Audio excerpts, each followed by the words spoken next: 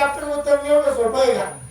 पण त्याचा गर्व झाला नाही म्हणून तुमच्या पुढे बाबा आहे. जर त्या हेलिकॉप्टरचा त्या काळात मला जर गर्व झाला असता तर मी आज बाबा नसतो वाशुभ, मी काहीतरी दुसरंच असतो. म्हणून गुरुने आमची अनंत त्या ठिकाणी परीक्षा घेतली आखाड्यामध्ये.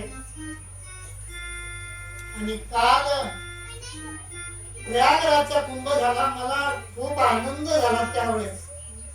त्या रथामध्ये 6 किलोमीटरची प्रभात फेरीमध्ये माझा नंबर लागला. अध्यक्ष बनवलं. अध्यक्ष कशासाठी? महाराज गर्व नाही, महाराज अभिमान नाही, महाराज माझ्या कानिपनाथ बाबांनी मला जे दिलं ते सांगितलं.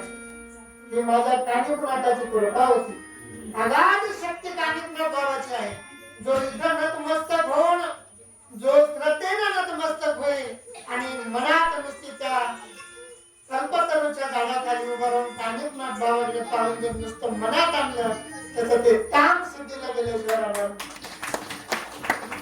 मला नाही माहिती मी असेल नसेल, पण या ठिकाणी एक काळ असा येईल, एक काळ असा येईल की या ठिकाणी मुंगी सारखी राहू लागली आणि मग चेंद्रा रेल्वेमध्ये काही लोक मरतील. समजतंय माझं बोलणं? मरतील म्हणजे जीवाना नाही मरायचे, भिलेना मरतील. मला जायचंय आता, जाऊ पण असं या नाथबाबाच्या परंपरेला जो खास भक्तीकडे जातो, मला श्रद्धेकडे जातो, त्याला अनुभव येतो, आल्याशिवाय राहणार नाही.